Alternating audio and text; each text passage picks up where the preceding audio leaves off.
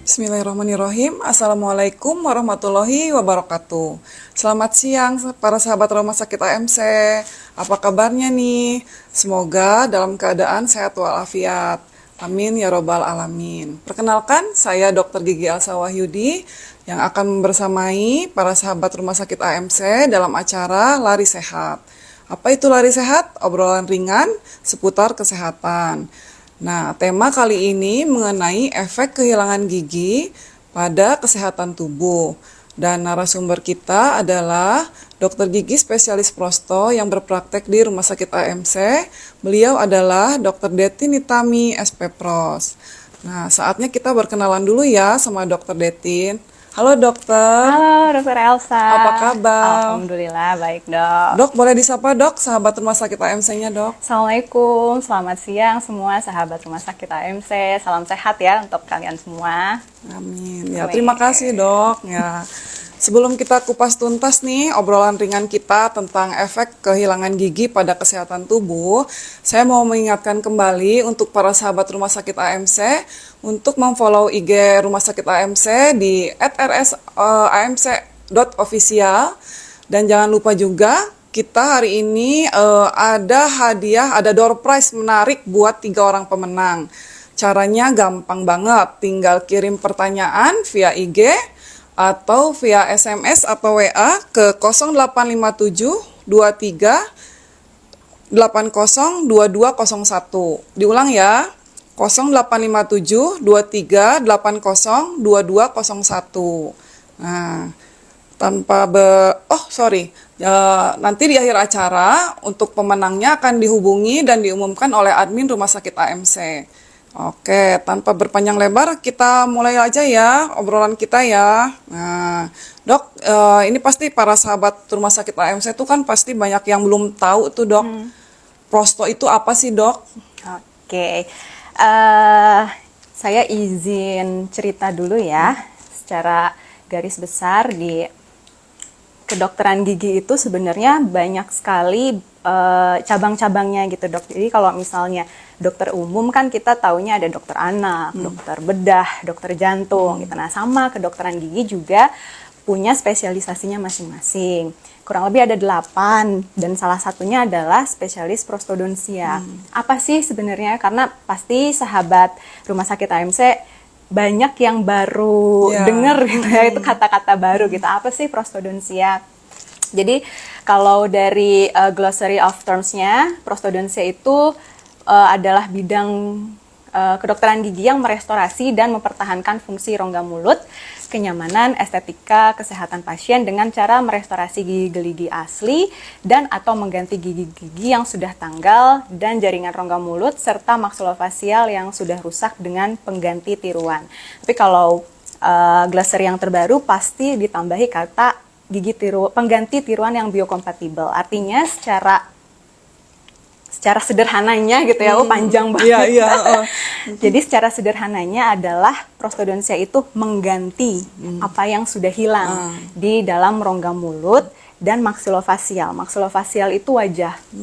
Jadi selain gigi juga bisa yang lain ya dok? Ya, jadi kalau misalnya gigi yang hilang diganti gigi yang hilang. Kalau misalnya mata hilang habis operasi diganti juga. Kemudian ada yang baru operasi tumor misalnya hidungnya sampai keangkat, itu juga hidung telinga itu kita diganti dengan suatu alat yang kita sebut sebagai protesa. Oh gitu. Ya, jadi alatnya disebut dengan protesa yang berbahan biokompatibel, artinya dapat diterima oleh tubuh tanpa efek samping untuk tubuh itu sendiri gitu. Jadi fokusnya prostodontia adalah bagaimana kita mengganti apa yang hilang sehingga fungsi dari apa yang hilang itu bisa kembali gitu dok, sederhananya.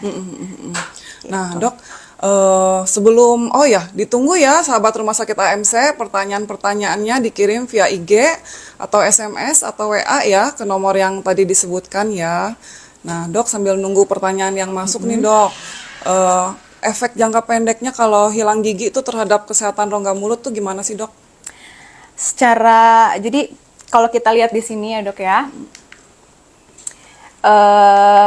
nah akibat kehilangan gigi itu Entah itu karena giginya dicabut, karena berlubang besar, atau entah karena giginya goyang, karena jaringan penyangganya rusak, atau karena misalnya jatuh, tiba-tiba kecelakaan harus dicabut gitu.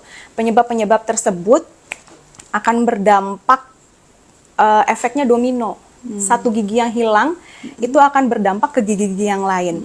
Oke, secara garis besar yang pertama adalah estetik. Kayaknya itu nomor satu kalau kehilangan giginya di gigi Kepenampilan berarti ya, Dok. Jadi kalau pasien datang gigi saya yang depan copot, itu tuh kayak emergensi gitu, tolong gitu. Nah, kalau kita lihat, sahabat semua bisa lihat di IG di sini, di sisi yang kanan sini, itu contoh yang paling bawah nih gambar. Cuma satu nih gigi yang hilang, selebihnya lengkap. Tapi ketika senyum sangat Ya, mempengaruhi, berubah ya. jadi tiba-tiba malu gitu senyumnya. Nah, salah satu fungsi dari gigi tiruan adalah untuk mengembalikan fungsi estetik. Kemudian kalau kita lihat di gambar yang atas ini, Dok, nah, ada yang paling kiri atas. Jadi wajah kita itu dibagi menjadi 3 bagian yang sama tinggi. Jadi dari kepala sampai ke daerah alis, kemudian dari alis sampai ke bawah hidung, dari hidung sampai ke bawah dagu sini. Kalau secara estetika itu harus proporsional. Jadi sepertiga, sepertiga, sepertiga. Itu akan menciptakan proporsi wajah yang ideal. Tapi ketika kita bandingkan dengan gambar yang di depannya, sepertiga wajah bawahnya itu berbeda. Ya, ya. Padahal 2/3 atasnya sama nih. Yang beda cuma sepertiga bawahnya. Itu akibat kehilangan gigi. Jadi harusnya tinggi wajah itu ditopang oleh gigi yang saling mengunci, Atas sama bawahnya ya, atas Dok? sama bawah mengunci, dia hilang. Sehingga kalau bahasa sederhananya jadi kempot gitu. Jadi tidak didukung, dia pendek, kesan secara langsungnya adalah kelihatan lebih tua. Nah, itu sangat kentara banget kelihatan gitu antara yang bergigi dengan yang tidak bergigi. Terus di yang sebelahnya juga ini sama ya. Jadi ketika gigi akarnya sudah lepas dari rahang, maka tulang rahang itu akan mengalami resorpsi. Jadi menghilang secara bertahap. Mengecil gitu ya, Dok? Mengecil secara bertahap dan seiring waktu terus-menerus. Tidak berhenti gitu, menghilang, berkurang, mengecilnya itu. Nah, Sampai jadi pendek gitu ya? iya, bahkan dari banyak kasus kalau memang sudah tidak diganti bertahun-tahun tuh rata si tulang rahangnya, gitu, udah datar gitu ya. Jadi balik lagi, jadi dia mengecil lagi, tidak ada dukungan, kempot, jadi jaringan pipi aja lebih jadinya, jadi lebih tirusnya bener-bener tirus keriput ya. gitu. Itu sangat yang pertama ya, secara keseluruhan adalah estetik. Jadi 1/3 wajah bawah ini penentu banget estetik gitu. Nah, yang kedua adalah mengganggu pengucapan atau fonasi. Jadi ada beberapa huruf yang memang sangat bergantung dengan gigi. Misalnya ini adalah yang atas adalah labiodental. Labio itu bibir, dental itu gigi. Misalnya huruf F. Kan pelafalan huruf F itu bibir bawah ketemu dengan gigi atas F. Jadi nggak ada gitu. ya? Jadi susah gimana? Terus ada juga bilabials, misalnya berarti bibir atas sama bibir bawah P gitu ya. P, ya. P kalau tingginya kurang, karena tinggi bawahnya jadinya susah. Terus ada yang gambar bawahnya sini, berarti itu lidah, linguo ketemu gigi, linguo dental. Gigi Misalnya bawah? T. Oh, T. Oke. T itu berarti lidah ketemu gigi atas. T gitu. Jadi ada pasien saya datang, dia sudah pakai gigi tiruan, tapi gigi tiruan lamanya kurang bagus gitu. Jadi datang, saya lihat terlalu pendek. Jadi Gigi tetap tiruannya- nggak ini ya, Dok, pengucapan juga tetap nggak Pengucapan jadi kurang jelas, terus yang jelas dia jadi bibir bawahnya ngelipet, ada lipatan di bibir bawah, jadi kesan tuanya masih ada. Terus pasiennya bilang, saya kalau ngaji susah. Iya. Jadi keluar huruf-huruf, makhraj hurufnya Tidak jadi sesuai. tidak sesuai gitu. Saya terus bilang, saya cuma pengen ngajinya yang benar gitu. Jadi salah satu kehilangan gigi efeknya adalah gangguan pengucapan ya, pengucapan huruf-huruf itu nggak jelas gitu kalau orang ngomongnya ya. Terus yang kedua, yang selanjutnya adalah mengubah susunan gigi, migrasi, rotasi, dan ekstrusi. Migrasi itu kalau kita lihat di videonya ini, migrasi itu adalah perpindahan gigi ke ruang yang ditinggalkan. Jadi kalau misalnya satu gigi aja hilang, maka gigi sebelah-sebelahnya itu biasanya geser gitu. Ini ada videonya, bisa di play.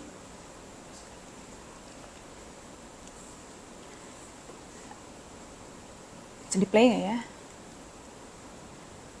Nah, biar sahabat Rumah Sakit AMC bisa kebayang.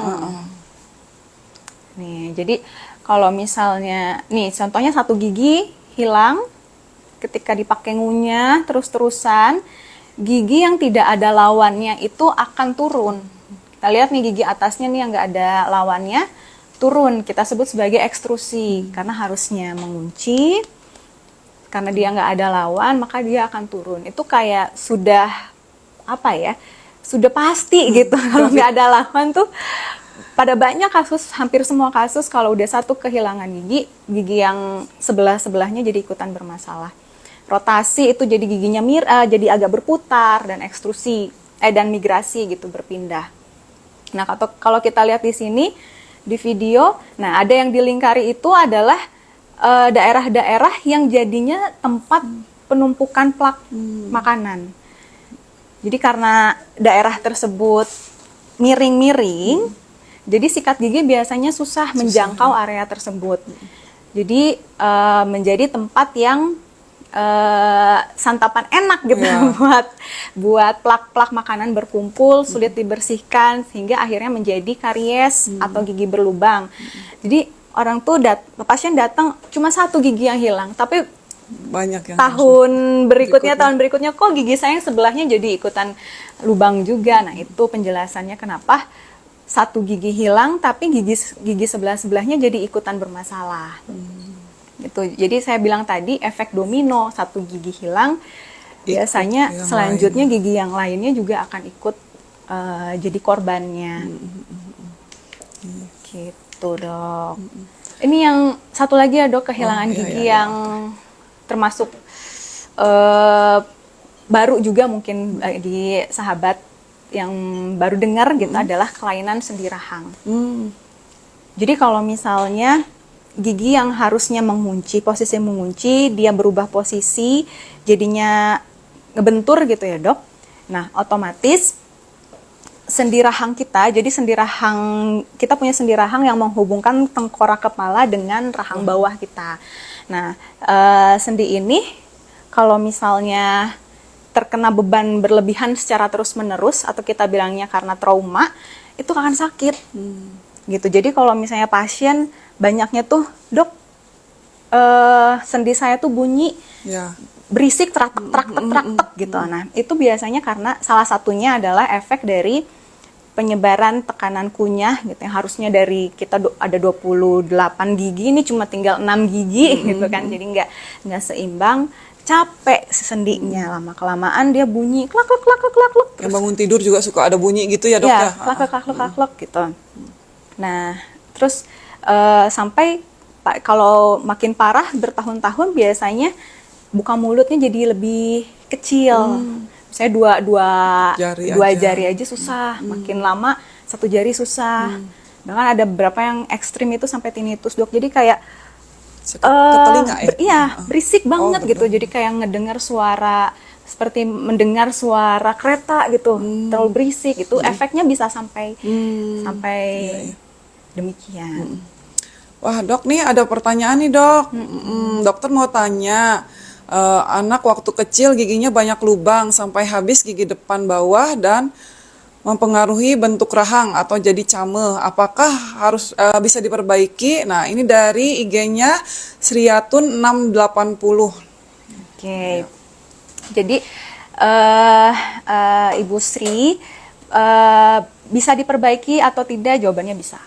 Bisa. Gitu. Apalagi masih anak, masih ada pencegahan, tahap pencegahan. Jadi memang kalau misalnya fungsinya rahang atas itu adalah untuk menstop pertumbuhan dari rahang bawah. Karena biasanya pertumbuhan rahang bawah itu lebih dominan. Jadi kalau misalnya rahang atasnya, gini kan posisi gigi ini rahang atas, ini rahang bawah. Kalau dia posisinya seperti ini, dia ketahan gitu. Tapi kalau pada beberapa kasus, dia cameh. Nah gini nih misalnya, ada pertumbuhannya terus gitu, jadi makin jauh, makin manjang jauh, ya? makin manjang.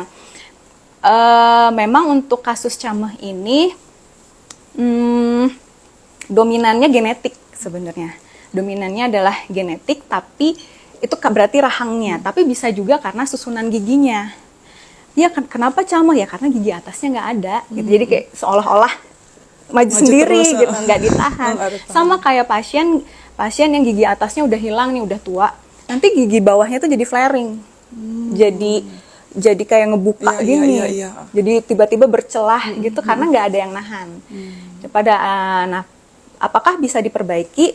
Bisa, gitu. Jadi nanti kita ada terapi pada gigi anak karena kan masih berkembang.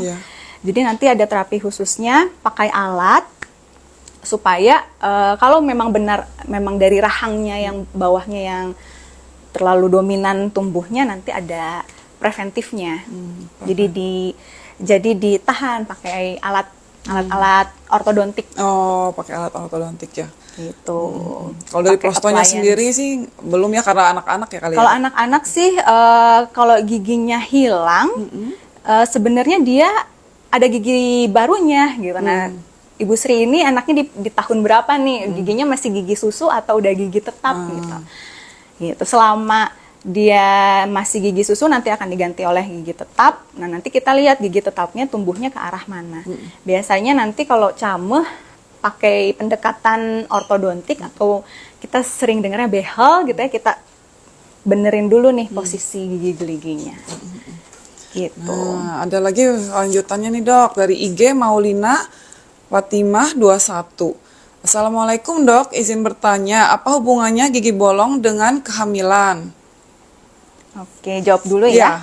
Gigi bolong dengan kehamilan. Jadi pada ibu hamil memang hormonnya imbalance gitu. Jadi hormon-hormon estrogen, progesteron ya, pokoknya hormon-hormon kehamilannya itu bisa mempengaruhi dari kesehatan gusi sebenarnya. Lebih ke kesehatan gusinya. Kemudian konsumsi dari kalsiumnya. Jadi janin butuh lebih banyak gitu. Jadi kadang-kadang ngambilin nih dari ibunya. Jadi ngerasanya kayak lebih kok gampang keplotek gitu, dikit-dikit keplotek gitu. Terus kok gusinya jadi merah-merah meradang gitu. Jadi memang ada hubungannya antara kesehatan gigi dengan kondisi kehamilan. Jadi penting sekali bagi sahabat Rumah Sakit AMC untuk mempersiapkan gitu ya sebelum kehamilan itu bersih dulu. Karena kalau udah lagi bersih aja beresiko, apalagi dalam kondisi rongga mulut kotor lebih beresiko lagi untuk misalnya gusinya bengkak dan lain sebagainya. Gitu dok. Ada lagi nih dari WhatsApp dari saudara Lukman, kalau pengguna narkoba apa bisa merontokkan gigi dok? Penggunaan narkoba. Iya, mungkin dari obat-obatannya kali dari ya. obat-obatan merontokkan gigi. Jadi memang ada beberapa jenis obat-obatan yang mengganggu mengganggu keadaan gigi gitu. Misalnya penggunaan obat antibiotik secara berkepanjangan akan mengakibatkan gigi berubah warna gitu. Terus ada penggunaan obat-obat tertentu yang membuat gigi jadi lebih rapuh gitu. Memang ada penelitian tentang obat-obatan pengaruhnya terhadap kesehatan gigi secara umum. Tapi untuk narkoba saya kayaknya belum. Mungkin karena kalau narkoba itu kali dosisnya kali ya dok. Terus Iya, mungkin benar. Kalau misalnya narkoba kan dosisnya sembarangan ya. Dosisnya sembarangan, tidak sesuai dengan resep dari dokter. Jadi ngefeknya ke secara tubuh, Iya. secara keseluruhan Keseluruhan, sebenarnya gitu. Ya memang kebanyakan sih, maksudnya pernah ada juga yang karena kasus narkoba itu giginya tuh yang habis gitu. Terus bolong-bolong banyak banget Ya, gitu. mungkin lebih ke ini ya dok, lebih ke sistem imun, sistem kekebalan imun. Jadi Oh iya iya iya. rongga mulut itu kan kumpulan bakteri baik gitu. Ketika diberikan suatu bahan kimia yang melebihi dosis seharusnya, bakteri-bakterinya itu mulai menjadi jahat dalam tanda kutip gitu. Yang harusnya baik nih, dia akan menyerang tubuh sendiri.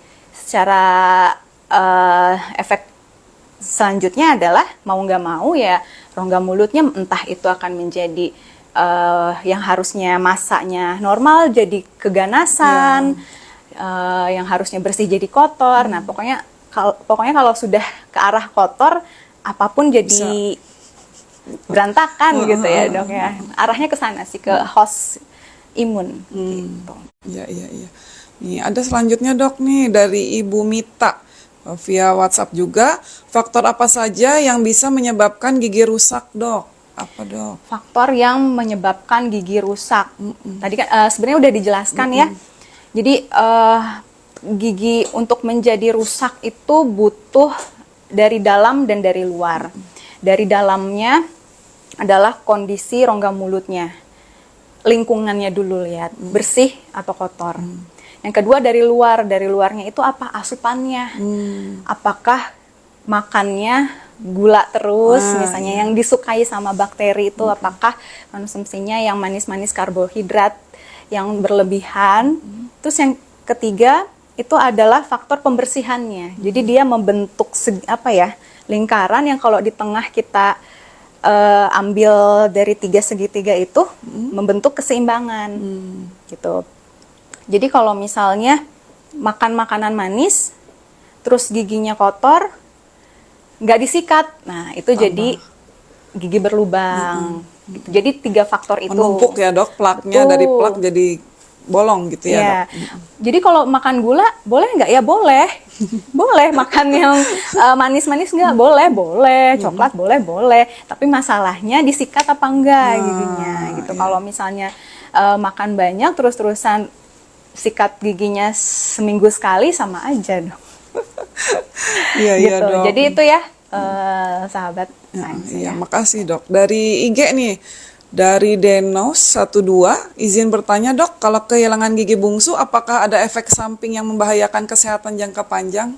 Kehilangan gigi bungsu. Iya. Kehilangan gigi bungsu. Jadi gigi manusia itu ada 32.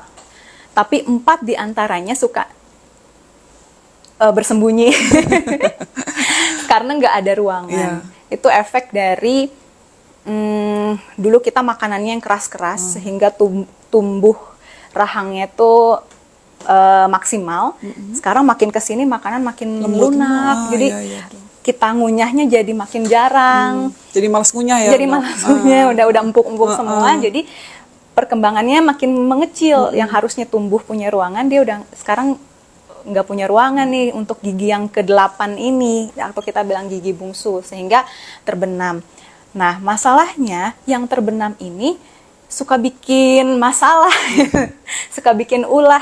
Dia mendorong gigi depannya, atau misalnya tumbuhnya sebagian, jadi makanan nyelip, susah dibersihkan, bikin sakit dan sebagainya, maka dia dicabut. Karena kalau terus-terusan kadang-kadang dia akan berkembang jadi kista, jadi tumor, dan justru makin membahayakan, makanya dia dicabut. Nah, apakah ada efek ketika dia sudah dicabut? Jawabannya tidak ada, karena istilahnya itu bagian tubuh yang memang kalau mengganggu kenapa nggak diambil aja ya? Gitu, diambil. Gitu. Kalau dia tumbuhnya normal, saya ada satu yang kiri ini normal, nggak masalah dipertahankan. Gitu. Ya. Asal tidak mengganggu. Asal tidak mengganggu. Ada dari WhatsApp, Ibu Dewi, manfaat dari gigi tiruan itu apa dok? Oke, manfaat dari gigi tiruan tadi ya, berarti kan pertama tadi akibat kehilangan gigi adalah estetik, Ya. mengganggu estetik. Berarti fungsi dari gigi tiruan adalah mengembalikan estetik. Jadi cantik lagi. Jadi cantik lagi. Jadi cakep lagi. Jadi 10 tahun lebih muda lagi gitu. Terus yang kedua adalah mempertahankan gigi pada posisinya, Dok. Itu penting. Jadi kalau gigi sudah pindah posisi, Jadi susah ya. susah sekali karena dia akan berdampak kepada gigi-gigi yang lainnya. Supaya kita menjaga agar gigi tidak berpindah-pindah, maka kita harus sesegera mungkin untuk mengganti rongga yang atau ruang yang ditinggalkan oleh gigi yang dicabut.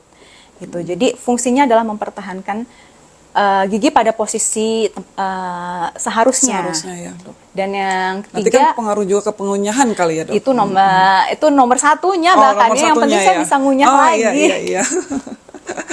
Gitu. Itu nomor satunya adalah saya bisa ngunyah lagi. Gitu.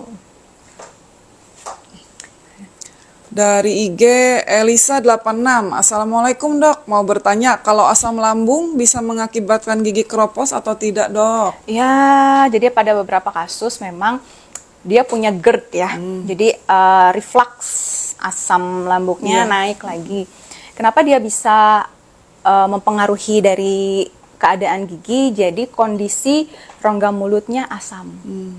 Gitu. Jadi ketika kondisi rongga mulut asam, bakteri lebih suka.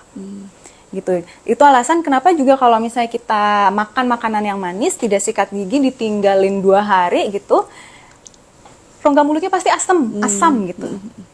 pH-nya ya, jadi lebih kondisinya lebih asam, dan itu lebih memantik bakteri untuk aktif melakukan perusakan terhadap gigi kita.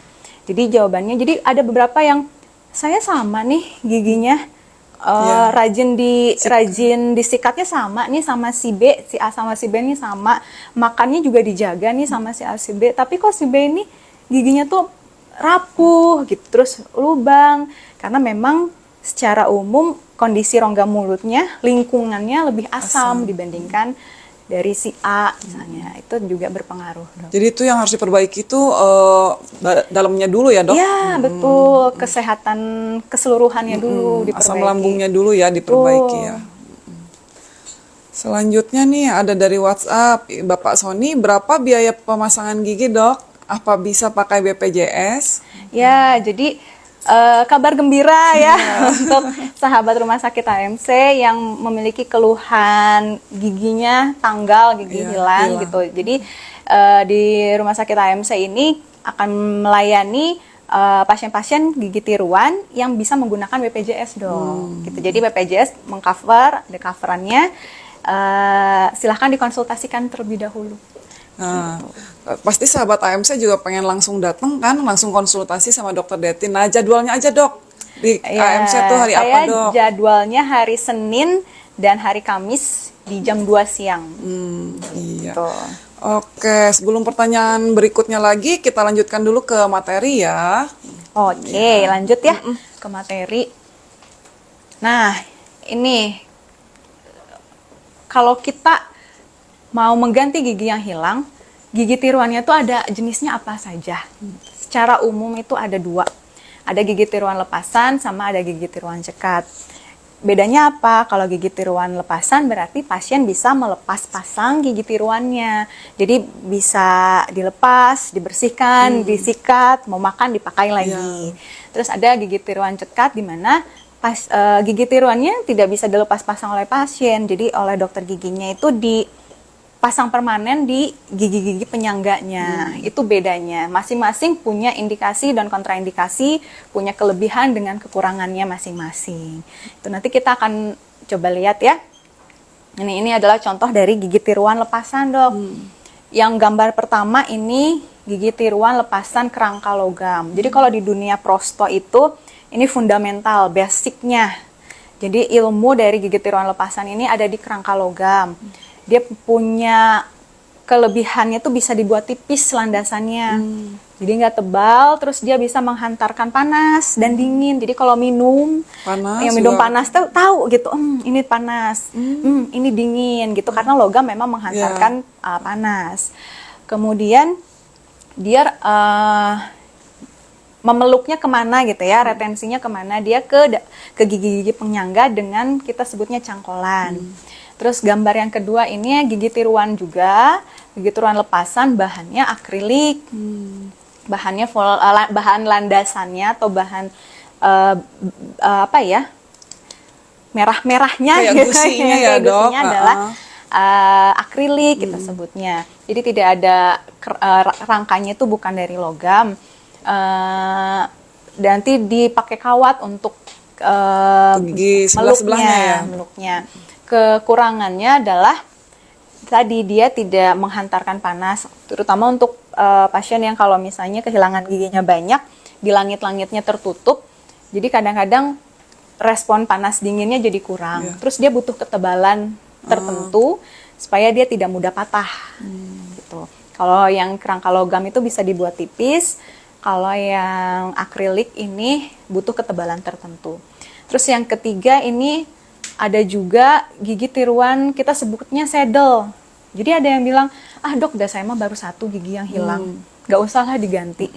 Itu pemikiran yang salah, karena selanjutnya akan berefek gitu ke gigi sebelah-sebelahnya. Sekarang pertanyaannya, ada nggak sih gigi tiruan yang mengganti 1 gigi yang hilang? Ada ya, gigi tiruan lepasan untuk mengganti 1 gigi yang hilang, kita sebutnya saddle gitu ya. Kekurangannya apa? Kekurangannya adalah suka lupa nyimpen di mana. Karena kecil. Anak kecil, terus suka hilang. Gitu. Kemarin pasien saya gini, aduh kemarin teh baru, kan dia hilang 2 gigi. Kemarin teh saya baru cuci katanya ya, baru cuci, ditaruh di meja, mau dikeringin, ditutup tisu, ditinggal pergi, sama mbaknya dibuang katanya. Wah, harus mikir lagi. Nah itu mungkin kekurangannya. Jadi kalau misalnya 1 gigi yang hilang merasa masih bisa ngunyah dengan gigi yang lain, jadinya disimpan aja ya gitu. Terus hilang, lupa nyimpen di mana. Sama lah kayak kacamata ya dok. Kalau minusnya masih 0,5, gimana ya nyimpen kacamata? Kalau minusnya udah belasan, saya tidak bisa hidup tanpa kacamata. Tanpa kacamata. Sama kalau kehilangan giginya banyak, saya nggak bisa hidup kalau nggak pakai gigi tiruan. Jadi lebih inget dipakai terus gitu. Kalau yang satu tuh problemnya adalah suka hilang gitu, suka lupa. Lebih bermasalah tuh kalau giginya hilang tuh yang bawah ya dok. Lebih ini apa sama aja, atas sama bawah kalau hilang? Secara umum sih sebenarnya sama aja. Cuma kenapa yang bawah itu lebih berefek panjang itu karena yang atas efek gravitasi ya. Jadi turunnya lebih cepat. Kalau yang bawah naik itu lebih jarang lah ya gitu. Kalau yang rahang atas karena tidak ada lawannya jadi turun. Kalau udah turun kayak gitu dia kepentok tek udah pentok kanan kiri. Gitu, Dok. Kita balik lagi ke pertanyaan ya dok. Nah ini dari IG Sintawilan _makeup. Dokter minta tips dan saran untuk perawatan gigi palsu atau gigi tiruan supaya tidak cepat kuning atau berubah warna katanya. Tipsnya, oke, gini ya sahabat ya. Jadi pada bahan yang tadi saya sebut akrilik, dia punya pori-pori yang besar. Jadi pori-pori yang besar itu akan menyerap cairan. Jadi kalau misalnya makan kopi, minum kopi, minum kunyit gitu, dia akan menyerap si cairannya. Makanya saya bilang kurang-kurangi.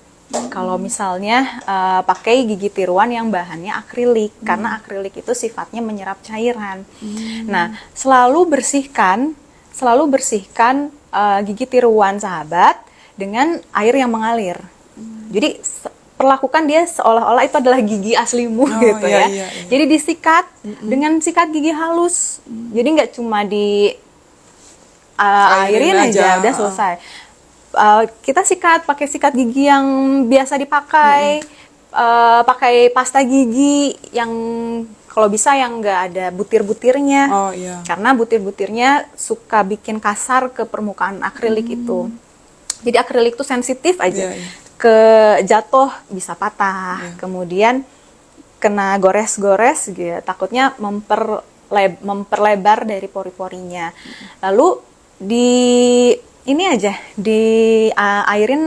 dibersihkan dengan air yang mengalir, lalu simpan setiap malam. sebelum tidur. Itu nggak sih dok, direndam di air gitu? Nggak perlu. Oh nggak perlu ya? Nggak perlu. Oh. Jadi cukup disimpan di wadah kering saat tidur. Jadi tidur nggak boleh dipakai. Iya. Jadi banyak banget yang udah kebiasaan karena dipakai terus.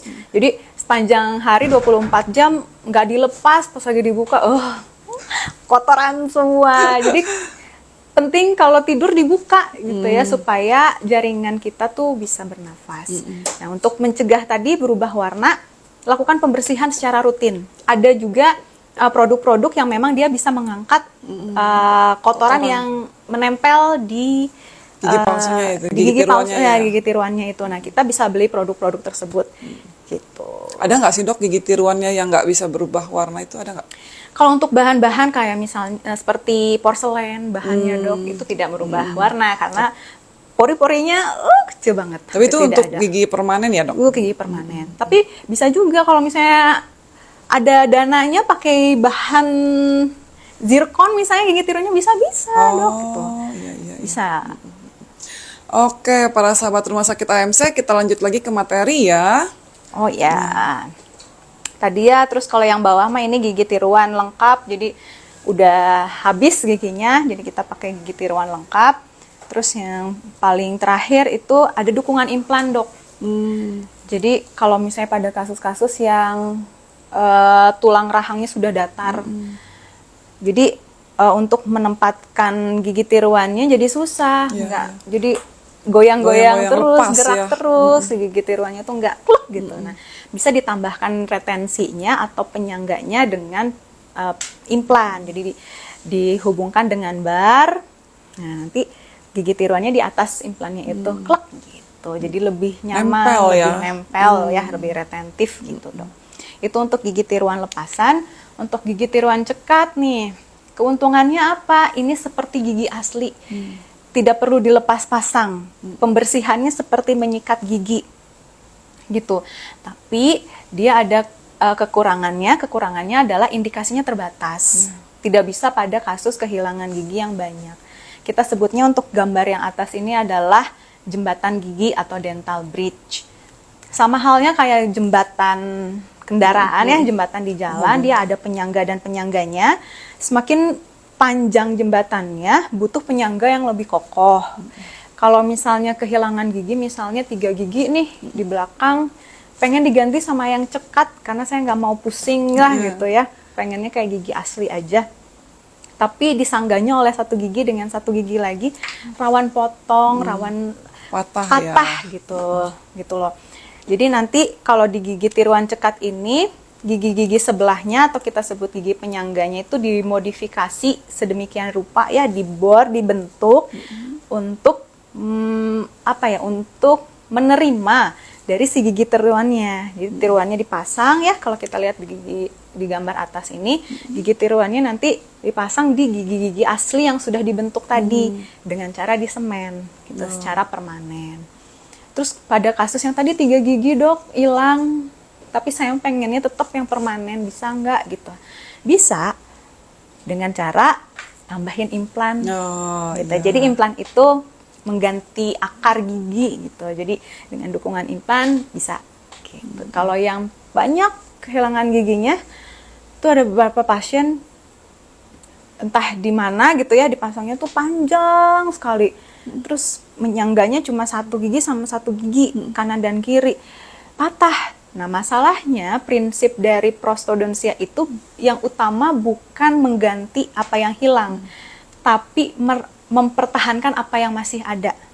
Itu filosofi dari prosto itu. Jadi udah mengganti gigi yang hilang, tapi gigi yang sebelah-sebelahnya yang dijadikan penyangga ikut rusak. Itu karena beban yang berlebihan, jadinya ikutan rusak, jadi goyang. Yang asalnya 3 yang hilang, jadi 5 yang hilang. Nah, kalau prostodontia itu semaksimal mungkin kita mempertahankan apa yang masih ada. Gitu. Kalau yang bawah ini kita sebutnya hybrid denture ya. Hybrid denture itu gabungan antara gigi tiruan lengkap, gigi tiruan cekat dengan gigi tiruan lepasan. Itu lebih nyaman, tapi ini kita sebutnya gigi tiruan kompleks lah ya. Karena harus dimodif gigi yang aslinya Terus nanti kita pasang kaitan, jadi gigi tiruannya kluk gitu. Nah, itu kita sebutnya hybrid denture ya, atau gigi tiruan kompleks. Itu untuk kasus-kasus yang kehilangan giginya di belakang. Jadi kalau udah hilang, kita sebutnya distal extension, udah nggak ada nih bagian belakang giginya. Pokoknya kalau udah belakang nggak ada tuh ripuh, lebih susah. Karena efek jungkat-jungkit dari gigi tiruan tuh pasti ada kalau gigi belakang udah hilang. Nah, supaya menghindari itu, salah satunya bisa dengan pilihan perawatan gigi tiruan kompleks. Nah, ini adalah selain dari yang tadi ya, gigi tiruan cekat, gigi tiruan lepasan, apa saja sih layanan dari prostodontik lainnya? Nah, kalau yang pertama ini kita lihat veneer, Dok. Veneer. Veneer tuh, jadi kalau teman-teman saya ya, kalau pasien nenek-nenek, kakek-kakek kan pasti mau gigi palsu ya. Kalau pasien yang muda-muda maunya veneer. Iya. Gimana ya, saya mau bentuknya jadi bagus, warnanya jadi lebih putih. Itu bisa dengan veneer. Veneer itu adalah selapis bahan, biasanya dari bahan porselen, yang nanti dibentuk gitu ya, dibentuk sedemikian rupa, kemudian disemen gitu ya, ditempel atau disemen ke gigi, sehingga nanti akan merubah bentuk dan warnanya gitu. Kalau sekarang mah udah jadi lebih bagus gitu lebih ya, Dok? bagus ya, lebih ke arah estetik. Kalau kita banyak lah sekarang kalau udah di kota-kota besar ya, Hollywood smile kayak gitu, jadi pengen putih kelihatan semua, rapi putih semua gitu. Nah, itu pakai veneer gitu ya. Kemudian ini gambar yang kedua, kita sebutnya adalah occlusal spleen, Dok. Tadi kan saya sudah menjelaskan kalau pada pasien-pasien yang sendi rahangnya bermasalah, itu kita bisa terapi dengan menggunakan alat yang disebut sebagai spleen ya, occlusal spleen. Nih misalnya pada kasus yang ini, yang gambar kedua ini, giginya aus, giginya habis. Kenapa?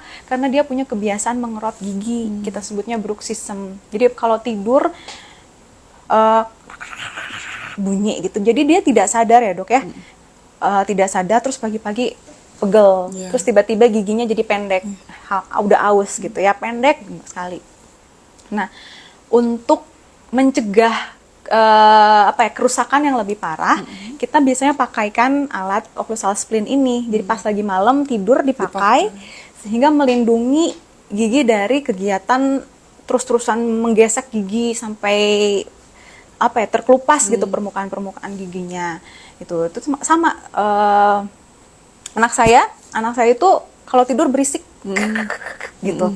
Jadi diketahuinya dari mana? Dari orang yang ngedengar orang yang ngedengar itu, kalau ini nih kalau lagi tidur tuh bunyi gitu, kayak khas lah ya kalau udah menggertakkan gigi. Nah, itu buru-buru sebelum giginya habis ya. Kalau untuk kasus yang parah, giginya tuh tinggal sedikit lagi gitu, susah nanti diperbaikinya. Jadi semakin dini diketahui, langsung lebih baik kita nanti bikinkan alatnya untuk melindungi giginya. Kemudian itu juga biasanya untuk pasien-pasien yang klek klek klek klek gitu ya, bunyi-bunyi rahangnya, atau misalnya bukaan mulutnya nggak bisa lebar, sakit gitu. Nah, kita juga occlusal spleen ini dirancang nanti untuk mengistirahatkan sendinya gitu. Jadi si rasa sakitnya hilang dulu, sehingga bisa berfungsi kembali gitu, Dok. Itu untuk perawatan sendi rahang. Kemudian yang atas itu lebih ke bahan sih ya, Dok ya. Itu bahan-bahan kedokteran giginya, prostodontiknya. Nah, yang bawah ini gigi tiruan untuk kasus-kasus